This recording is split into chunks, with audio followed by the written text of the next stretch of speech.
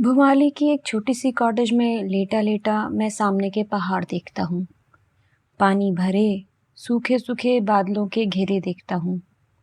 बिना आंखों के भटक भटक जाती धुंध के निष्फल प्रयास देखता हूँ। और फिर लेटे लेटे अपने तन का पतझार देखता हूँ। सामने पहाड़ के रूखे हरियाले में रामगढ़ जाती हुई पगडंडी मेरी बाह पर उभर आई लंबी नस की तरह चमकती है। पहाड़ी हवाएं मेरी उखड़ी उखड़ी सांस की तरह कभी तेज कभी हौले इस खिड़की से टकराती है।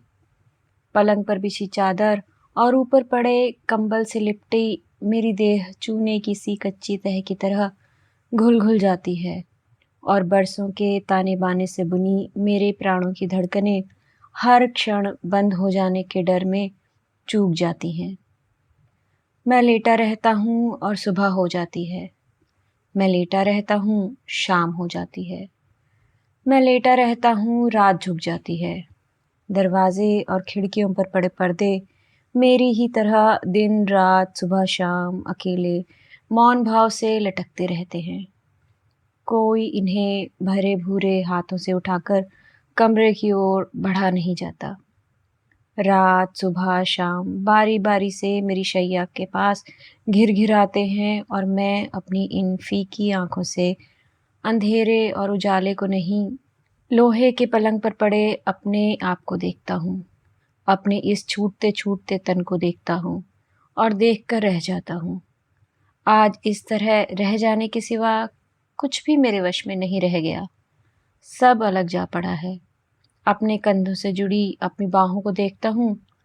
मेरी बाहों में लगी वे भरी भरी बाहें कहाँ हैं? कहाँ हैं वे सुगंध भरे केश जो मेरे वक्ष पर बिछ बिछ जाते थे? कहाँ हैं वे रस के भरे अधर जो मेरे रस में भीग भीग जाते थे? सब था, मेरे पास सब था। बस मैं आज सा नहीं था। जीने का संग था, सोने का संग था और उठने का संग था। मैं धुले धुले सिरहाने पर सिर डालकर सोता रहता और कोई हौले से चूम कर कहता, उठोगे नहीं, भोर हो गई। आंखें बंद किए किए ही हाथ उस मोह भरी देह को घेर लेते और रात के बीते क्षणों को सूंघ लेने के लिए अपनी ओर झुकाकर कहते, इतनी जल्दी क्यों उठती हो? हल्की सी हंसी और बाहें खुल जाती, आंखें खुल जाती और गृहस्थी पर सुबह हो आती। फूलों की महक में नाश्ता लगता। धुले ताजे कपड़ों में लिपटकर गृहस्थी की मालकिन अधिकार भरे संयम से सामने बैठ रात के सपने को साकार कर देती। प्याले में दूध उड़ेलती उन उंगलियों को देखता। क्या मेरे बालों को सहला सहला कर सिहरा देने वाला स्पर्श इन्हीं की पकड़ में है? आंचल को थामे आगे की ओर उठा हुआ कपड़ा जैसे दोनों ओर की मिठास को संभालने को सतर्क रहता। क्षण भर को लगता, क्या गहरे में जो मेरा अपना है वह उसके ऊपर का आवरण है, या जो केवल मेरा है वह इससे परे, इससे नीचे कहीं और है? एक शिथिल मगर बहती बहती चाह विभोर कर जाती। मैं होता, मुझसे लगी एक और देह होती, उसमें मिठास होती जो रात में लहरा लहरा जाती। और एक रात भुवाली के इस क्षयग्रस्त अंधियारे में आती है। कंबल के नीचे पड़ा पड़ा मैं दवा की शीशियां देखता हूँ और उन पर लिखे विज्ञापन देखता हूँ। घूंट भरकर जब इन्हें पीता हूँ तो सोचता हूँ कि तन के रस रीत जाने पर हाड़ मांस सब काट हो जाते हैं। मिट्टी नहीं कहता हूँ, मिट्टी हो जाने से तो मिट्टी से फिर रस उभरता है। अभी तो मुझे मिट्टी होना है। कैसे सरसते दिन थे, तन मन को सहलाते बहलाते मैं उस एक रात को आज के इस शून्य में टटोलता हूँ। सर्दियों के एकांत मौन में एकाएक किसी का आदेश पाकर मैं उस कमरे की ओर बढ़ता हूँ। बल्ब के नीले प्रकाश में दो अधखुली थकी थकी पलकें जरा सी उठती हैं और बाह के घेरे तले सोए शिशु को देखकर मेरे चेहरे पर ठहर जाती हैं। जैसे कहती हूँ, तुम्हारे आलिंगन को तुम्हारा ही तन देकर सजीव कर दिया है।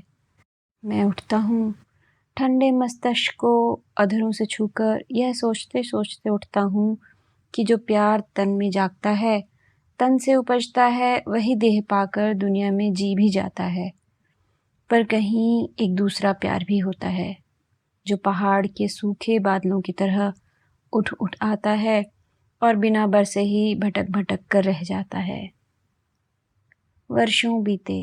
एक बार गर्मी में पहाड़ गया था, बुआ के यहाँ। पहली बार उन आँखों सी आँखों को देखा था। धुपाती सुबह थी। नाश्ते की मेज से उठा तो परिचय करवाते करवाते न जाने क्यों बुआ का स्वर जरा सा अटक गया था। सांस देकर कहा, मन्नो से मिलो रवि, 2 ही दिन यहाँ रुकेगी। बुआ के मुख से यह फीका परिचय अच्छा नहीं लगा। सांस भरकर बुआ का 2 दिन कहना किसी कड़ेपन को झेल लेने जैसा था। वह कुछ बोली नहीं, सिर हिलाकर अभिवादन का उत्तर दिया और जरा से हंस दी। उस दूर दूर लगने वाले चेहरे से मैं अपने आप को लौटा नहीं सका। उस पतले किंतु भरे भरे मुख पर कसकर बांधे घुंघराले बालों को देखकर मन में कुछ ऐसा सा हो आया कि किसी ने गहरे उल्हाने की सजा अपने आप को दे डाली है। सब उठकर बाहर आए तो बुआ के बच्चे उस दुबली देह पर खड़े आंचल को खींचकर स्नेहवश उन बाहों से लिपट लिपट गए। मन्नो जीजी, मन्नो जीजी। बुआ किसी काम से अंदर जा रही थी, खिलखिलाहट सुनकर लौट पड़ी। बुआ का वह कठिन, बंधा और खिंचावट को छुपाने वाला चेहरा मैं आज भी नहीं भूल पाया हूँ। कड़े हाथों से बच्चों को छुड़ाती, ठंडी निगाह से मन्नो को देखती हुई ढीले स्वर में बोली, जाओ मन्नो, कहीं घूम आओ। तुम्हें उलझा उलझा कर ये बच्चे तंग कर डालेंगे। माँ की घुड़की आंखों ही आंखों में समझकर बच्चे एक ओर हो गए। बुआ के खाली हाथ जैसे झेप कर नीचे लटक गए और मन्नो की बड़ी बड़ी आंखों की घनी पलकें न उठी न गिरी, बस एकटक बुआ की ओर देखती रह गई। बुआ इस संकोच से उभरी तो मन्नो धीमी गति से फाटक से बाहर हो गई थी। कुछ समझ लेने के आग्रह से बुआ से पूछा, कहो तो बुआ, बात क्या है? बुआ अटकी, फिर झिझक कर बोली, बीमार है रवि। 2 बरस सैनिटोरियम में रहने के बाद अब जेठ जी ने वहीं कॉटेज ले दी है।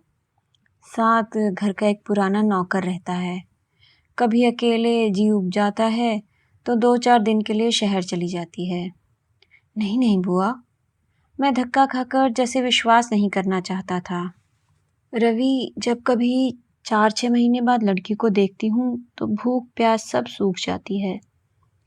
मैं बुआ की सच्चाई को कुरेद लेने को कहता हूँ, बुआ, बच्चों को एकदम अलग करना ठीक नहीं हुआ, पल भर तो रुक जाती।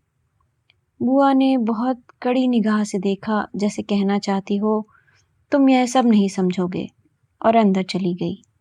बच्चे अपने खेल में जुट गए थे। मैं खड़ा खड़ा बार बार सिगरेट के धुएं में अपने तन का भय और मन की जिज्ञासा को उड़ाता रहा। कितनी घुटन होती होगी उन प्राणों में। पर हुआ भी तो कुछ गलत नहीं था। उलझा उलझा सा मैं बाहर निकला और उतरकर झील के किनारे किनारे हो गया।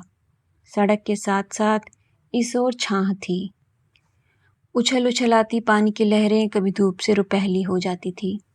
देवी के मंदिर के आगे पहुंचा तो रुका, जंगले पर हाथ टिकाए झील में नौकाओं की दौड़ को देखता रहा।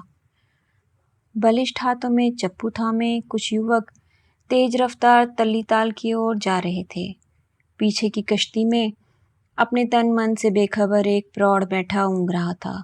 उसके पीछे बोट क्लब की किश्तियों में विदेशी युवतियाँ और फिर 2-4 पाल वाली नौकाएं। एकाएक कश्ती में नहीं, जैसे पानी की नीची सतह पर वही पीला चेहरा देखता हूँ, वही बड़ी बड़ी आँखें, वही दुबली पतली बाहें, वही बुआ के घर वाली मन्नो। 2-4 बार मन ही मन नाम दोहराता हूँ, मन्नो मन्नो मन्नो। लगता है मैं ऊंचे किनारे पर खड़ा हूँ और पानी के साथ साथ मन्नो बही चली जा रही है। खिंचे घुंघराले बाल, अनझपकी पलकें, पर बुआ कहती थी बीमार है, मन्नो बीमार है। जंगले पर से हाथ उठाकर बुआ के घर की दिशा में देखता हूँ। चीना की चोटी अपने पहाड़ी संयम से सिर उठाए सदा की तरह खड़ी है। एक ढलती सी पथरीली ढलान को उसने जैसे हाथ से थाम रखा है और मैं नीचे इस सड़क पर खड़े सोचता हूँ कि सब कुछ रोज जैसा है। केवल मन से उभर उभर आती वे दो आंखें नहीं हैं और उन दो आंखों के पीछे की बीमारी जिसे कोई छू नहीं सकता, कोई उबार नहीं सकता। घर पहुंचा तो बुआ बच्चों को लेकर कहीं बाहर चली गई थी। कुछ देर ड्राइंग रूम में बैठा बैठा बुआ के सुघड़ हाथों द्वारा की गई सजावट को देखता रहा। कीमती फूलदानों में लगाई गई पहाड़ी झाड़ियां सुंदर दिखती थीं। कैबिनेट पर बड़ी कीमती फ्रेम पर लगे सपरिवार चित्र के आगे खड़ा हुआ तो बुआ के साथ खड़े फूफा जी की ओर देखकर सोचता रहा कि बुआ के लिए इस चेहरे पर कौन सा आकर्षण है जिससे बंधी बंधी वह दिन रात वर्ष मास अपने को निभाती चली आ रही हैं। पर नहीं, बुआ के घर में ही होकर यह सोचना मन के शील से परे है। झिझक कर ड्राइंग रूम से बाहर निकलता हूँ और अपने कमरे की सीढ़ियाँ चढ़ जाता हूँ। सिगरेट जलाकर झील के दक्षिणी किनारे पर खुलती खिड़की के बाहर देखने लगता हूँ। हरे पहाड़ों के छोटे बड़े आकारों में टीन की लाल लाल छतें और बीच बीच में मटियाली पगडंडियाँ। बुआ खाने तक लौट आएंगी और मन्नू भी तो। देर तक बैठा बैठा किसी पुराने अखबार के पन्ने पलटता रहा।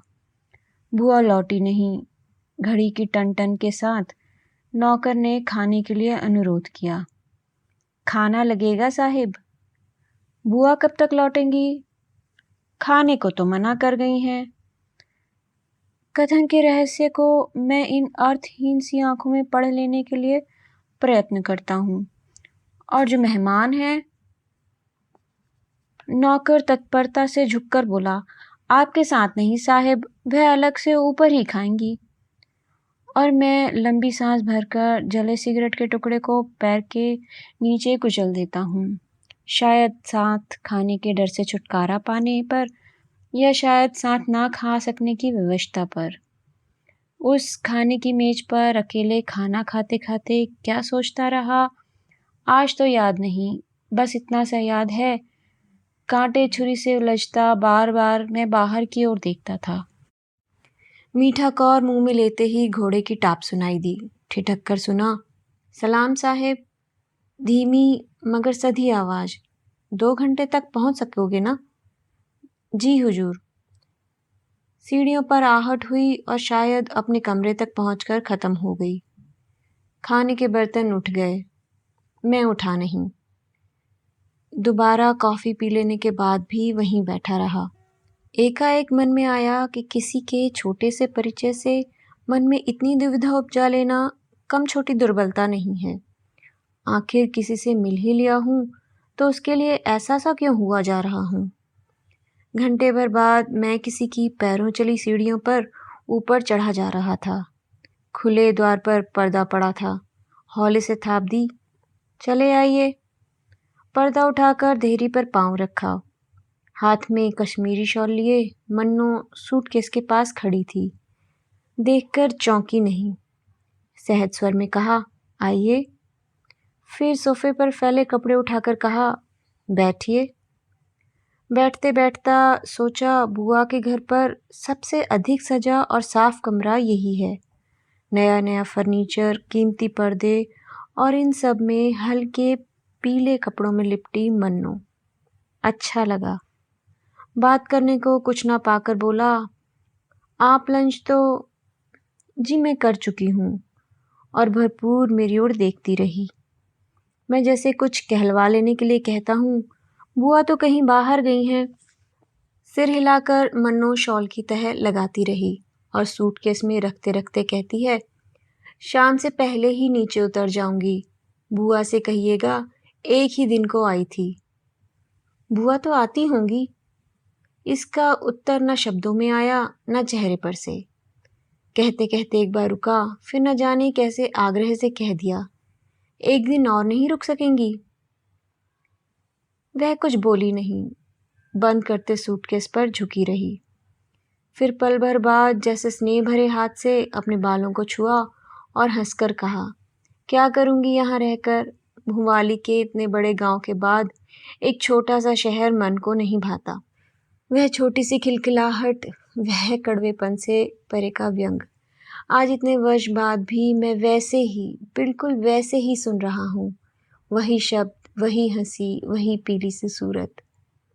हम संग संग नीचे उतरे थे। मेरी बाह पर मन्नू का कोट था।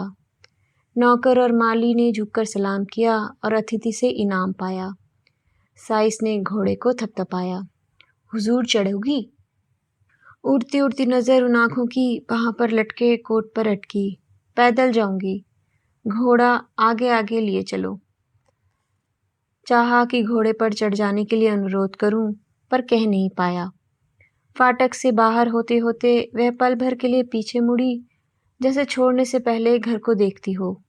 फिर एकाएक अपने को संभाल कर नीचे उतर गई। टैक्सी खड़ी थी, सामान लदा। ड्राइवर ने उन कठिन क्षणों को भांप कर कहा, कुछ और देर है साहेब। मन्नू ने इस बार कहीं नहीं देखा। कोट लेने के लिए मेरी ओर हाथ बढ़ा दिया। कार में बैठी तो कुली ने तत्परता से पीछे से कंबल निकाला और घुटनों पर डालते हुए कहा, कुछ और मेम साहेब। घुंघराली छां ढीली सी होकर सीट के साथ जा टकी। घुटने पर पतली पतली सी विवश बाहें फैलाते हुए धीरे से कहा, नहीं नहीं, कुछ और नहीं, धन्यवाद। अधकुले कांच से अंदर झांका, मुख पर थकान के चिन्ह थे। बाहों में मछली मुखी कंगन थे। आंखों में क्या था यह मैं पढ़ नहीं पाया। वह पीली पतझड़ी दृष्टि उन हाथों पर जमी जो कंबल पर एक दूसरे से लगे मौन पड़े थे। कार स्टार्ट हुई। मैं पीछे हटा और कार चल दी। विदाई के लिए ना हाथ उठे, ना अधर हिले। मोड़ तक पहुंचने तक पीछे के शीशे से सादगी से बंधा बालों का रिबन दिखता रहा और देर तक वह दर्दीले धन्यवाद की गूंज सुनता रहा। नहीं नहीं, कुछ और नहीं। वे पल अपनी कल्पना से आज भी लौटता हूँ तो जी को कुछ होने लगता है। उस कार को भगा ले जाने वाली सूखी सड़क से घूमकर मैं ताल के किनारे किनारे चला जा रहा हूँ। अपने को समझाने बुझाने पर भी वह चेहरा, वह बीमारी मन से उतरती नहीं। रुक रुक कर, थक थक कर, जैसे मैं उस दिन घर की चढ़ाई चढ़ा था, उसे याद कर आज भी निढाल हो जाता हूँ। घर पहुँचा। बरामदे में से कुली फर्नीचर निकाल रहे थे। मन धक्का खाकर रह गया। तो उस मन्नू के कमरे की सजावट, सुख सुविधा सब किराए पर बुआ ने जुटाए थे। दोपहर में बुआ के प्रति जो कुछ भी, जितना भी अच्छा लगा था, वह सब उल्टा हो रहा था। आगे बढ़ा तो द्वार पर बुआ खड़ी थी। संदेह से मुझे देख और पास होकर फीके गले से कहा, रवि, मुँह हाथ धो डालो, सामान सब तैयार ही मिलेगा वहाँ। जल्दी लौटोगे ना, चाय लगने को है। चुपचाप बाथरूम में पहुँच गया। सामान सब था। हाथ मुँह धोने से पहले गिलास में ढककर रखे गर्म पानी से गला साफ किया। ऐसा लगा किसी की घुटी घुटी जकड़ से बाहर निकल आया हूँ। कपड़े बदलकर चाय पर जा बैठा।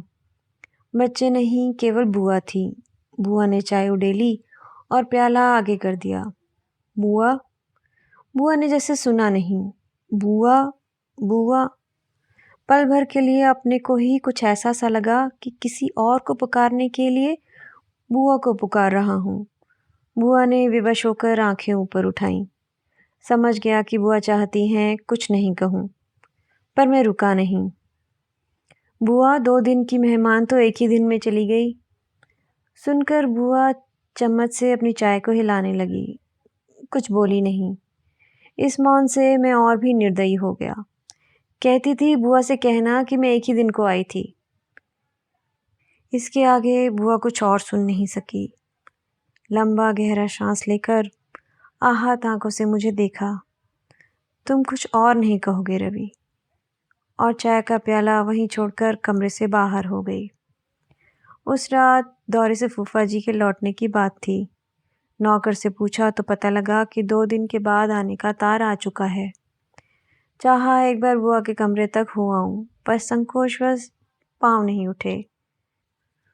देर बाद सीढ़ियों में अपने को पाया तो सामने मन्नू का खाली कमरा था। आगे बढ़कर बिजली जलाई, सब खाली था, न पर्दे न फर्नीचर न मन्नू। एकाएक अंगीठी में लगी लकड़ियों को देख मन में आया, आज मैं यहाँ होती तो देर रात तक इसी के पास बैठी रहती और मैं शायद इसी तरह जैसे अब यहाँ आया हूँ उसके पास आता और उसके। यह सब मैं क्या सोच रहा हूँ, क्यों सोच रहा हूँ? किसी अनदेखे भय से घबराकर नीचे उतर आया। खिड़की से बाहर देखा, अंधेरा था। सिरहाना खींचा, बिजली बुझाई और बिस्तर पर पड़े पड़े भुमाली की वह छोटी सी कॉटेज देखता रहा जहाँ अब तक मन्नू पहुँच गई होगी। रवि? मैं चौंका नहीं, यह बुआ का स्वर था। बुआ अंधेरे में ही पास आ बैठी और हौले हौले सिर सहलाती रही। बुआ? बुआ का हाथ पल भर को थमा, फिर कुछ झुककर मेरे माथे तक आ गया। रुंधे स्वर से कहा, रवि, तुम्हें नहीं, उस लड़की को दुलारती हूँ। अब यह हाथ उस तक नहीं पहुँचता। मैं बुआ का नहीं, मन्नू का हाथ पकड़ लेता हूँ। बुआ देर तक कुछ नहीं बोली, फिर जैसे कुछ समझते हुए अपने को कड़ा कर कहा, रवि, तुम उसके लिए मत सोचो, उसे अब नहीं रहना है। मैं बुआ के स्पर्श तले सिहर कर कहता हूँ, बुआ, मुझे ही कौन रहना है?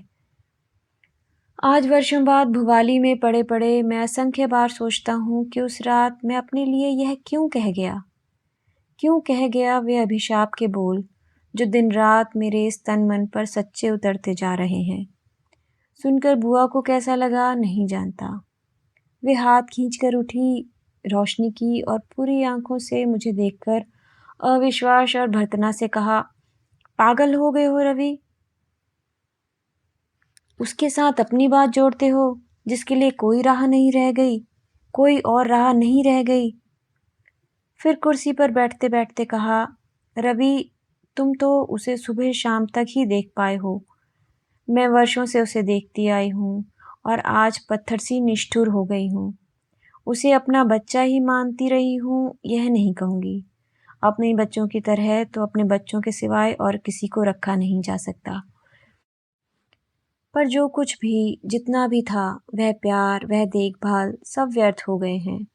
कभी छुट्टी के दिन उसका बोर्डिंग से आने की राह तकती थी, अब उसके आने से पहले उसके जाने का क्षण मनाती हूँ और डर कर बच्चों को लिए घर से बाहर निकल जाती हूँ। बुआ के बोल कठिन हो आए।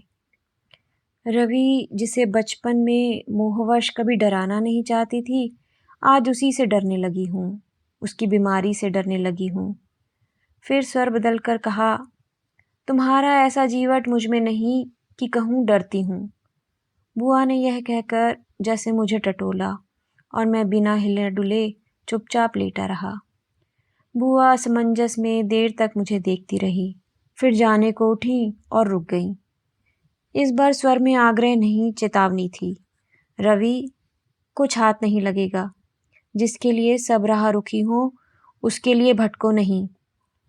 पर उस दिन बुआ की बात में समझा नहीं, चाहने पर भी नहीं। अगली सुबह चाहा कि घूम घूम कर दिन बिता दूं। घोड़ा दौड़ाता, लड़िया कांटा पहुंचा और उन्हीं पैरों लौट आया। घर की ओर मुंह करते करते न जाने क्यों मन को कुछ ऐसा लगा कि मुझे घर नहीं कहीं और पहुंचना है।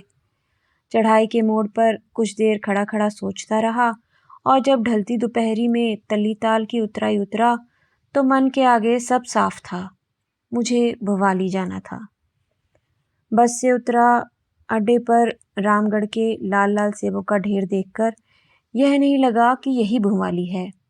बस में सोचता आया था कि वहाँ घुटन होगी, पर चीड़ के ऊंचे ऊंचे पेड़ों से लहलहाती हवाएं बह बह आती थीं। छाँव ऊपर उठती है, धूप नीचे उतरती है और भुमाली मन को अच्छी लगती है, तन को अच्छी लगती है। चौराहे से होकर पोस्ट ऑफिस पहुंचा, कॉटेज का पता लिया और छोटे से पहाड़ी बाजार से होता हुआ पाइन्स की ओर हो लिया। खुली चौड़ी सड़क के मोड़ से अच्छी सी पतली राह ऊपर जा रही थी। जंगले से नीचे देखा अलग अलग खड्डे, पहाड़ों के बीच एक जगह एक खुली चौड़ी घाटी बिछी थी। तिरछे सीधे खेत किसी के घुटने पर रखे कसीदे के कपड़े की तरह धरती पर फैले थे। दूर सामने दक्षिण की ओर पानी का ताल धूप में चांदी की थाल की तरह चमकता था। इस पहली बार भुवाली आने के बाद मैं एक बार नहीं कई बार यहाँ आया, लौट लौट कर यहाँ आया, पर उस आने जैसा आना तो फिर कभी नहीं आया। मैं चलता हूँ और कुछ सोचता नहीं हूँ। ना यह सोचता हूँ कि मन्नू के पास जा रहा हूँ, ना यह सोचता हूँ कि मैं जा रहा हूँ, बस चला जा रहा हूँ। पेड़ के तने पर लिखा है पाइन्स। लकड़ी का फाटक खोलता हूँ और गमलों की कतारों के साथ साथ बरामदे तक पहुँच जाता हूँ। कारपेट पर हौले हौले पाँव रखता हूँ कि कम आवाज़ हो। द्वार खटखटाता हूँ और झुकी कमर पर एक अनुभवी चेहरा इधर बढ़ा आता है। जान लेता हूँ कि यही पुराना नौकर है। घर में हैं? बिटिया को पूछते हो बेटा? मैं सर हिलाता हूँ। बिटिया नीचे ताल की ओर उतरी हैं, लौटती ही होंगी। मैं बाहर खुले में बैठा बैठा प्रतीक्षा करता हूँ। मन्नो अब आ रही होगी, आने वाली है, आती ही होगी। थक कर फाटक की ओर पीठ कर लेता हूँ। जब यह सोचूंगा कि वह देर से आएगी तो वह जल्दी आएगी। घोड़े की टाप सुन पड़ती है, अपने को रोकता हूँ और मुड़कर देखता नहीं। बाबा, पुकार का सा स्वर, लगा कि दो आंखें मेरी पीठ पर हैं। उठा, बढ़कर मन्नू की ओर देखा। आंखों में न आश्चर्य था, न उत्कंठा थी, न उदासीनता ही, बस मन्नू की ही आंखों की तरह वह दो आंखें मेरी ओर देखती चली आई। बाबा, बूढ़ा नौकर लपक कर घोड़े के पास आ गया और लाड़ के स्वर से बोला, उतरो बिटिया, बहुत देर कर दी, और हाथ आगे बढ़ा दिया। मन्नू सहारा लेकर नीचे उतरी। तनिक अम्मा को बुला लाओ। बाबा, मेरा जी अच्छा नहीं। सुख तो है बिटिया? चिंता का स्वर सुनकर बिटिया जरा सा हंस दी, फिर रुककर लंबी सांस भरकर बोली, अच्छी भली हूँ बाबा, बड़ी अम्मा से कहो बिछौना लगा दे। बाबा ने बिटिया के लिए कुर्सी बिछा दी, फिर सहम कर बोला, बिटिया लेटोगी? हाँ बाबा। इस बार मन्नू ने झिझक से बाबा की ओर देखा नहीं, जैसे कोई अपराध बनाया हो। फिर मेरी ओर झुककर कहा, क्या बहुत देर हुई? नहीं, मैं सिर हिलाता हूँ पर आंखें नहीं। ठहर कर अधिकार से पूछता हूँ, क्या जी अच्छा नहीं? मन्नू ने पल भर को थकी थकी पलकें मूंद ली और कुछ बोली नहीं। बूढ़ी दासी दौड़ी दौड़ी शाल लिए आई और कंधों पर उड़ाकर जैसे अपने को ही दिलासा देने के लिए कहा, बिटिया ख्याली क्यों घबराने लगी? अभी सब ठीक हुआ जाता है। इनके लिए चाय भेजूं? मन्नू एकदम कुछ नहीं कह पाई, फिर कुछ सोचकर बोली, अम्मा पूछ देखो, पियेंगे तो नहीं? मैं कुछ ठीक ठीक समझा नहीं। व्यस्त होकर कहा, नहीं नहीं, मुझे अभी कुछ नहीं पीना। मन्नू ने जैसे न सुना न मुझे देखा ही। फिर जैसे अम्मा को मेरे परिचय की गंभीरता जताने के लिए पूछा, चाची तो अच्छी हैं, अभी चाचा लौटे तो ना होंगे? बड़ी माँ झट समझ गई मन्नू की चाची के यहाँ से आया हूँ। बोली, बेटा आने की खबर दे देते तो मन्नू के लिए कुछ मंगवा लेती। अम्मा अंदर जाके देखो ना, मैं थकी हूँ, अब बैठूंगी नहीं। मैं लज्जित सा बैठा रहा, कुछ फल ही लिए आता। मन्नू कुछ देर मेरे चेहरे पर मेरा मन पड़ती रही, फिर धीमे से ऐसे बोली मानो मुझे नहीं अपने को कहती हो, यहाँ ना कुछ लाना ही ठीक है, ना यहाँ से कुछ ले जाना। मैं अपनी नासमझी पर पछता रहा था। मन्नू अंदर चली तो आप मैं भी साथ हो लिया। कंबल उठाकर बड़ी माँ ने बिटिया को लेटाया, बाल ढीले करते करते माथे को छुआ और मेरे लिए कुर्सी पास खींचकर बाहर चली गई। मन्नू, मन्नू बोली नहीं। दुबली सी बाँह तनिक सी आगे की और फिर एकाएक कुछ सोचकर पीछे खींच ली। आज जब स्वयं भी मन्नू सा बन गया हूँ, 100 बार अपने को निछावर कर उसी क्षण को लौटा लेना चाहता हूँ। मैं कुर्सी पर बैठा-बैठा क्यों उस बाँह को छू नहीं सका था? क्यों उस हाथ को सहला नहीं सका था? उमड़ते मन को किसी ने जैसे जकड़ कर वहीं उसी कुर्सी पर ठहरा लिया था। क्या था उस झिझक में? क्या था उस झिझकने वाले मन में? रहा होगा, यही भय रहा होगा, जो अब मुझसे मेरे प्रियजनों को दूर रखता है। उस रात जब जाने को उठा तो आँखों का मुँह पीछे बाँधता था, मन का भय आगे खींचता था और जब जल्दी-जल्दी चलकर डाक बंगले तक पहुँच गया तो लगा कि मुक्त हो गया हूँ। क्षण-क्षण जकड़ते बंधन से मुक्त हो गया हूँ। उस अभागी रात को जो मुक्ति पाई थी, वह मुझे कितनी फली चाहता हूँ, आज एक बार मन्नो देखती तो। रात भर ठीक से सो नहीं पाया। बार-बार नींद में लगता था कि भुवाली में हूँ, भुवाली में सोया हूँ। वहीं पाइन्स की बड़ी-बड़ी खिड़कियों वाला कमरा है। मन्नो की पलंग पर लेटा हूँ और पास बड़ी कुर्सी पर बैठी-बैठी मन्नो उन्हीं दो आँखों से मुझे निहारती है। मैं हाथ आगे करता हूँ और वह थोड़ा-सा हँसकर सिर हिलाती हुई कहती है, नहीं, इसे कंबल के नीचे कर लो। अब कौन इसे छुएगा? मन्नो, मन्नो कुछ कहती नहीं, हँस भर देती है। रात भर इन द्विसपनों में भटकने के बाद जागा तो बुआ दिख पड़ी। कुछ हाथ नहीं लगेगा रवि। उस दिन सुबह फिर मैं रुका नहीं, न डाक बंगले में न भंवाली में। बस के अड्डे पर पहुंचा तो धूप में बुझी-बुझी भंवाली मुझे भयावनी लगी। एक बार जी को टटोला, पाइन्स, नहीं नहीं, कुछ नहीं, लौट जाओ। घर पहुंचकर बुआ मिली। कड़ी चेतावनी वाला खिंचा-खिंचा चेहरा था। भरपूर मुझे देखकर जैसे सांस रोके पूछा, कहाँ थे कल? रानी खेत तक गया था बुआ। कह तो जाते। मैंने जाने किस उलझन में खोया कहने लगा, कहने को बुआ था क्या? दोपहर को फूफा मिले। कल लौटे थे और सदा की तरह गंभीर थे। खाना खाते-खाते उन्हें देखता रहा। एकाएक उन्हें प्लेट पर से आंखें उठाकर बुआ की ओर देखते देखा तो सचमुच जान गया कि फूफा के भाई अवश्य ही मन्नो के पिता होंगे।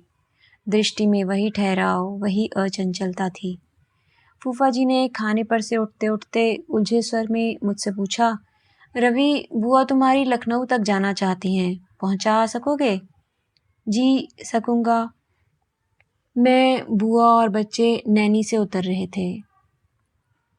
मैं पीछे सीट पर बैठा-बैठा विदा हो जाने की आकस्मिकता को सिगरेट के धुएं में भूल जाने का प्रयत्न करता हूँ। चौड़े मोड़ से बस नीचे की ओर मुड़ी। खिड़की से बाहर देखा तो पहाड़ की हरियाली में वही कल वाली भुवाली की सफ़ेदी दिख रही थी।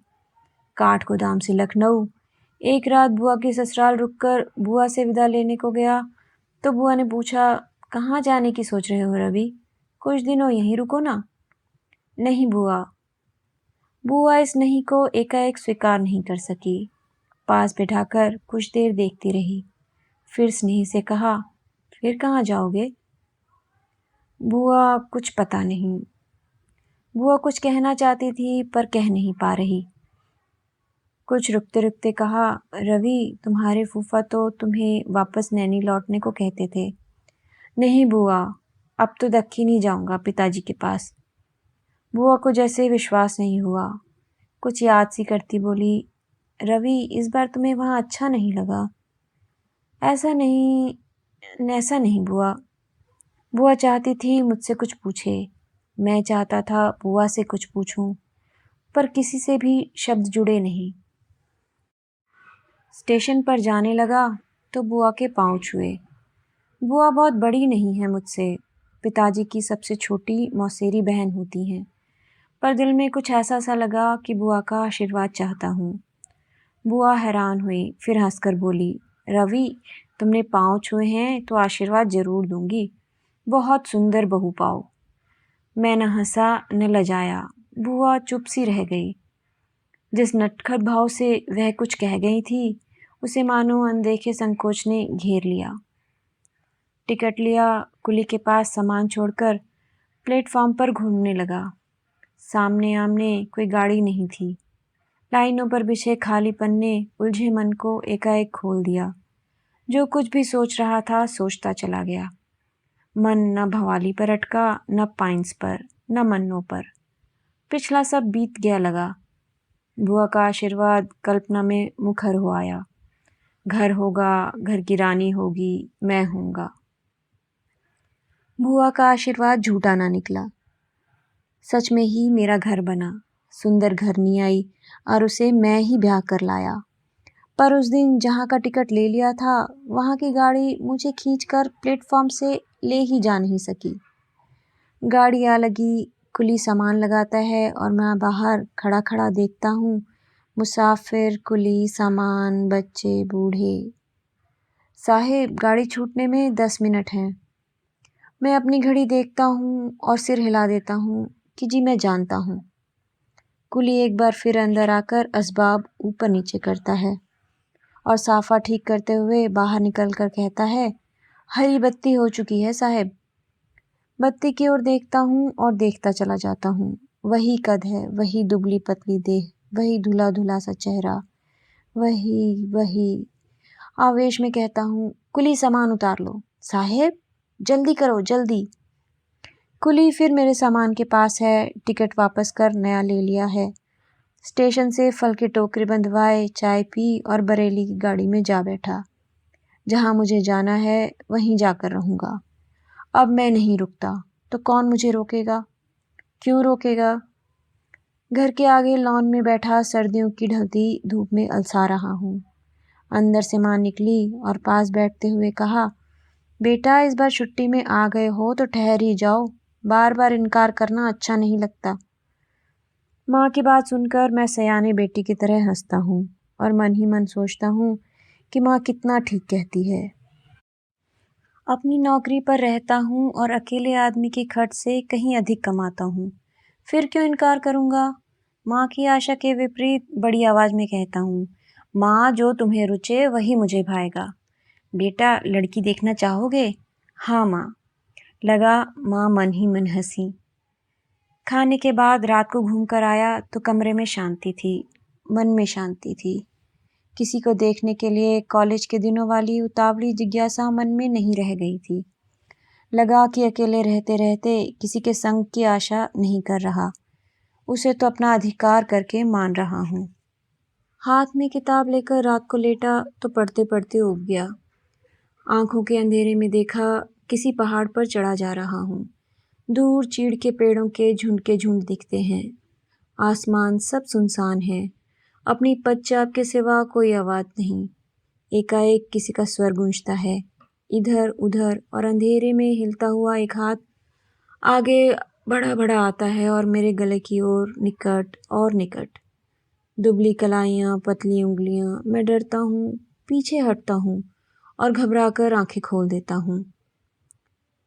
उठा, खिड़की का पर्दा उठाकर बाहर झांका। लॉन के दाहिने हरी घास पर पिताजी के कमरे की लाइट फैली हुई थी। संभला, लंबी सांस लेकर बालों को छुआ तो माथा ठंडा लगा। भयावना सूनापन और अंधेरे में वह हाथ। मन से जिसे भूल चुका हूँ, उसे आज ही याद क्यों आना था? क्यों याद आना था? क्यों दिख जाना था उस हाथ को जो वर्षों गए पाइंस की उतराई से उतरते उतरते मैंने अंतिम बार देखा था? छुआ था नहीं कहूँगा, क्योंकि असंख्य बार सोच सोच कर छू लेने भर के लिए बाह को आगे करना छू लेना नहीं होता। महीनों भर नैनी में रहते हुए बार बार भुमाली से लौटने के बाद जब अंतिम बार मैं मन्नू के पास से लौटा था तो लौट लौट कर उस लौटने को न लौट आना करना चाहता था। 3 बार नीचे उतरा था और 3 बार मुड़कर ऊपर गया था। मन्नू शॉल में लिपटी आराम कुर्सी पर अधलेटी थी। पास खड़े होकर उसकी चुप्पी को जैसे उस पर से उतार लेने को उदास स्वर में कहा, कल तो नैनी से नीचे लौट जाऊंगा। मन्नू ने नीचे फैले शाल को सहज सहज सहेजा। 1 महीने पहले वाली दृष्टि मुख पर लौट आई। वही पराया सा दिखना, वही दूर दूर सा लगता चेहरा। मन्नू, चाहता हूँ मन्नू से कुछ तो कहूँ, पर क्या कहूँ? यह कि जल्दी लौटूंगा। क्षण क्षण अपने से कहता हूँ, आऊँगा फिर आऊँगा, पर जिस निगाह से मन्नो मुझे देखती है वह जैसे बिना बोल के ही यही कहे जा रही थी, अब तुम नहीं आओगे मन्नो, रवि। और बस कठिन सी होकर थोड़ा सा हंसी और हाथ जोड़ दिए, नमस्कार।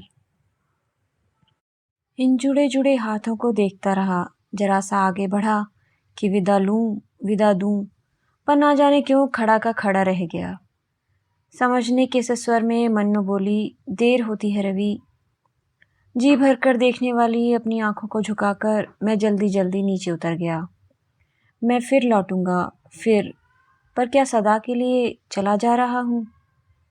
मुड़कर पीछे देखा और खिंचकर ठिठक गया। मन्नो वहीं उसी मुद्रा में बैठी थी, मानो वह जानती थी कि लौटूंगा। साथ पड़ी कुर्सी की ओर संकेत कर कहा, बैठो रवि।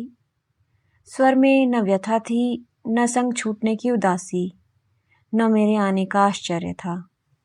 आंखों ही आंखों में कुछ ऐसा देखा जैसे पूछती हो, कुछ कहना चाहते हो? मैं अपने को बच्चे की तरह छोटा करके कहना चाहता हूँ, मन्नो मन नहीं होता जाने का। मन्नो कुछ देर देखती रहती है। मैं चाहता हूँ मन्नो कुछ भी कहे, कहे तो। एक छोटी सी सांस जैसे छोटी से छोटी घड़ी के लिए उसके गले में अटकी। फिर घने से स्वर में कहा, एक न एक बार तो तुम्हें चले ही जाना है रवि। मैं हाथों से घेर कर उस देह को नहीं तो उस स्वर को छू लेना चाहता हूँ, चूम लेना चाहता हूँ। मन्नो, आगे बढ़ता हूँ कुछ रोक लेने की, थाम लेने की मुद्रा में। मन्नो दोनों हाथ आगे कर देती है, बस। मन्नो, अपना अनुरोध उस तक पहुँचाना चाहता हूँ। नहीं, इस नहीं के आगे नहीं है और कुछ नहीं। मन्नो दुबला सा हाथ हिलाकर आंखों से मुझे विदा देती है और मैं विवश सा व्यर्थ सा नीचे उतरता हूँ। आंखों पर धुंध सी उमड़ आती है। संभलता हूँ और एक बार फिर पीछे देखता हूँ। बिल्कुल ऐसे लगता है कि किनारे पर खड़ा हूँ और किश्ती में बैठी मन्नो बही चली जा रही है। वह मुझे नहीं दिखती, नहीं देखती। उसकी आंखों के आगे उसके अपने हाथों की रोक है, अपने हाथों की ओट है। हाथों पर टिका मन्नो का सर नीचे झुका है। आंखें शायद बंद हैं, शायद गीली हैं। उस कड़े आहत अभिमान की बात सोचकर छटपटाता हूँ। कदम उठाकर फाटक के पास पहुंचा तो सिसकियां सुनकर रुक गया। मन ही मन दोहराकर कहा, मन्नो, मन्नो। इसी पुकार से पलटकर जैसे उत्तर आया, ठहरो नहीं, रुको नहीं। सच ही मैं ठहरा नहीं, उतरता चला गया और हर पग के साथ दूर होता चला गया। उस कॉटेज से, कॉटेज में रहने वाली मन्नो से, मन्नो की उन दो आँखों से, पर मन्नो की स्मृति से नहीं। मन्नो की याद मुझे आज भी आती है। आज भी वह याद आती है, वह दोपहरी जब मन्नो और मैं उस बड़ी झील के किनारे से लगी पगडंडी पर घूमते रहे थे। मीठा मीठा सा दिन था। पहली बार उस पीले चेहरे की मिठास के सम्मुख मैं पानी सा बह गया था। एकटक उन घुंघराले बालों को देखता रह गया था और देखता गया था शॉल में लिपटे उन कंधों को जो पैरों की धीमी चाल से थककर भी झुकते नहीं थे। परिक्रमा का अंतिम मोड़ आया तो बहुत घने बड़े वृक्ष के नीचे देवी के दो छोटे छोटे मंदिर दिखे। टीन के कपाट बंद थे। कुछ अधिक न सोचकर आगे बढ़ने को हुआ कि मनु को देखकर रुक गया। खड़ी खड़ी कुछ देर सोचती रही, फिर जूते उतार नंगे पांव किनारे के पत्थरों से नीचे उतर गई। बड़े से पत्थर पर पांव जमाया और झुककर डंठल से कमल तोड़कर वापस लौट आई। मैं तो कुछ सोच नहीं रहा था, बस देखता चला जा रहा था। शॉल सिर पर कर लिया था और उन बंद कपाटों के आगे वाली दहलीज पर फूल रखकर सर नवा दिया। मंदिर के बंद कपाटों के आगे माथा टेके मनु उठी तो मानो मनुसी नहीं लग रही थी। ऐसे दिखा कि वह झुकी छाया मनु नहीं, मनु की व्यर्थ हो गई विवशता थी, जिसने भाग्य के इन बंद कपाटों के आगे माथा टेक दिया था। इस निर्मम अकेलेपन के लिए मन में ढेर सा दर्द उठाया। बहते हुए स्वर में कहा, दर्शन करने का मन हो मनो तो किसी पुजारी का स्थान पूछूं? मनु ने कुछ कहने से पहले स्वर को संभाला, फिर सिर हिलाकर कहा, नहीं रवि, ऐसा कुछ नहीं, मुझे कौन वरदान मांगने हैं। अपने लिए तो कपाट बंद ही हो गए हैं। बस इतना ही चाहती हूँ कि यह कपाट उनके लिए खुले रहें जिनसे बिछड़कर मैं आगे आ पड़ी हूँ। मनु को छूने का भय, उस रोग का भय, और अब तक जो मुझे रोकता था, बींधता था, अलग जा पड़ा। झील की ठंडी हवा में फहराते से घुंघराले बालों को झुककर बाँह से घेरते हुए कहा, मनु। मनु चौंकी नहीं, कंधे पर पड़ा हाथ धीरे से अलग कर दिया और समूची आंखों से देखती हुई बोली, रवि, जिसे तुम झेल नहीं सकते उसके लिए हाथ ना बढ़ाओ। आवाज़ में न उलाहना था, न व्यंग था, न कटुता। बस जो कहने को था वही कह दिया था। इस कहने का उत्तर मैं उस दिन नहीं दे पाया। बार बार मन्नू के पास जाने पर भी नहीं दे पाया, और नहीं दे पाया विदा के उन क्षणों में जब मनु को रोता छोड़ मैं अंतिम बार पाइन्स की उतराई उतरता चला गया था। जिस दुर्बलता से कायर बना डरा था, वह आज अपने पर ही बीत गई है। आज अपने लिए, मनु के लिए उस कायरता को कोसता हूँ। घर में चहल पहल थी, माँ को सुंदर बहू मिली थी, मुझे भली संगिनी। भोलेपन से मुस्कुराती मीरा को देखता हूँ तो कहीं खो जाने को मन चाहता है, लेकिन अब खोऊंगा क्यों? अब तो बंध गया हूँ, बंधा रहूँगा। आसपास नाते रिश्ते हैं, मित्र बंधु हैं। ब्याह वाले घर में ऊंचे कह कहे सुनकर खुशी से मन उमड़ उमड़ आता है। कैसा आयोजन होता है वह भी। एक दिन जो बात शुरू हो जाती है उसे संपूर्णतः पूर्ण कर दिया जाता है। इतने समूचे मन से ब्याह के सिवाय और क्या होता है जो संपूर्ण होकर एक टेक पर, एक विराम पर पहुंच जाता है। तन मन, घर द्वार, अंदर बाहर सब एक ही प्यार में भीग जाते हैं। कल मीरा को लेकर समुद्र के किनारे चला जाऊंगा। महीना भर रुककर वहां के लिए प्रस्थान करेंगे, जहां अब तक मैं बेघर सा होकर रहता रहा हूँ। उस अपार असीम सागर के किनारे एक दूसरे पर छा छा जाते हम घंटों घूमते रहते, बीच बीच में ठहरते और मदहोश एक दूसरे में छिपे अपने अपने प्यार को चूमते।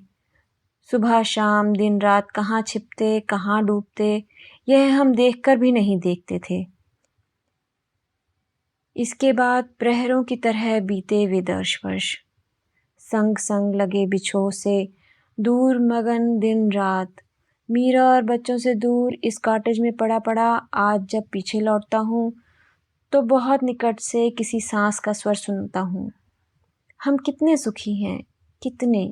चाहता हूँ कि किसी की आंख में देखकर इसका उत्तर दूँ, किसी को छूकर कुछ कहूँ, पर सुनने वाला कोई पास नहीं।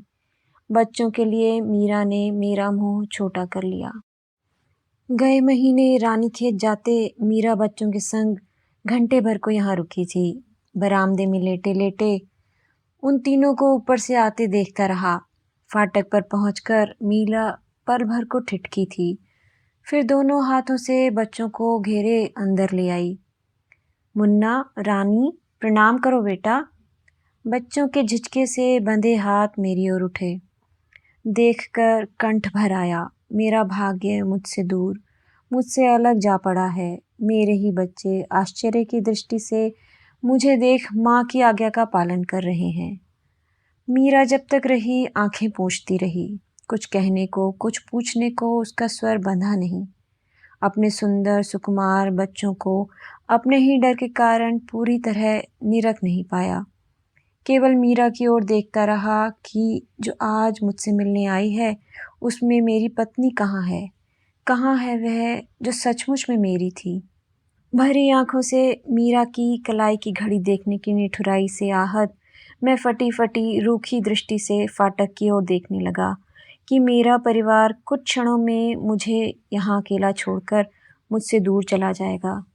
एक बार मन हुआ कि बच्चों को पकड़ने वाली उन दोनों बाहों को अपनी ओर खींचकर कहूँ, मैं तुम्हें नहीं जाने दूंगा, नहीं जाने दूंगा। पर बच्चों की छोटी छोटी आंखों का परिचय उस आवेश को दूर तक काटता चला गया।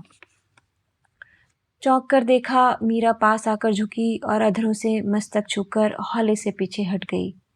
उठ बैठा कि एक बार प्यार लूं, एक बार प्यार लूं, कि हाथों से मुंह छिपा रोते रोते मीरा इन बाहों से आ लगी। मीरा की आंखों से भीगी अपनी रोती आंखें पोंछकर आसपास देखा तो टूटा बांध सब कुछ बहा ले गया।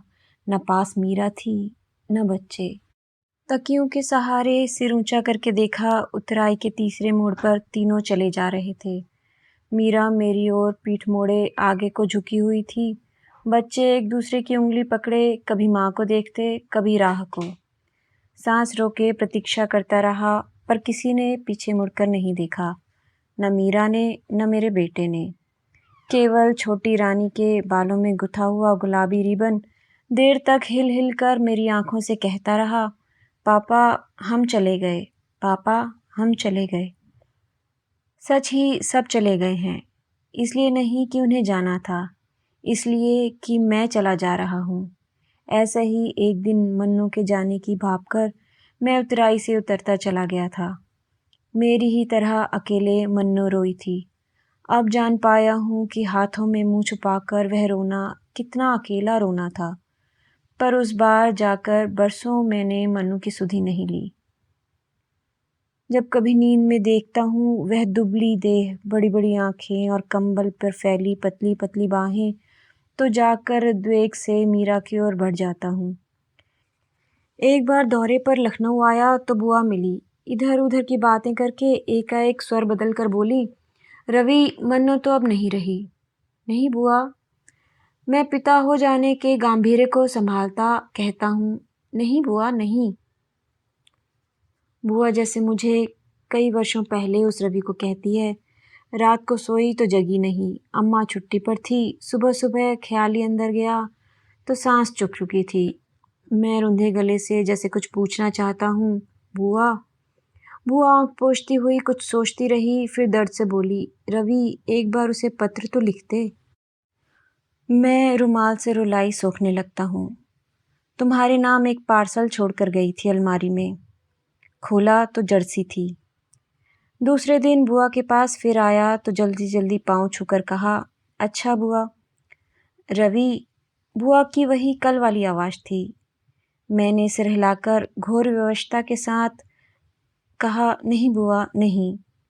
बुआ समझ गई कि मैं कुछ भी जानना नहीं चाहता, पर जैसे मन ही मन मन्नू के लिए टूट कर बोली, यही बार बार सोचती हूँ कि जिसके लिए प्यार को भी कोई ना छू सके, ऐसा दुर्भाग्य उसे क्यों मिला, क्यों मिला। लखनऊ से लौटकर मैं कई दिनों मन से मन्नू को उतार नहीं पाया। यही देखता कि पाइन की कुर्सी पर बैठी वह मेरे लिए जर्सी तैयार कर रही है, वही हाथ हैं, वही दृष्टि है। और एक दिन साल भर घर में बीमार रहने के बाद मैं भवाली पहुंच गया। वही चीड़ की ठंडी हवाएं थी, वही सुहानी धूप थी, वही भवाली थी और वही मैं था। पर इस बार किसी को पता करने मुझे पोस्ट ऑफिस की ओर नहीं जाना था। पाइन्स के सामने वाले पहाड़ पर किसी के अभिशाप से बनी कॉटेज में पहली बार सोया तो भर भर आते कंठ से रात भर एक ही नाम पुकारता रहा, मन्नू, मन्नू। आज वह होती तो मुझे झेल लेती।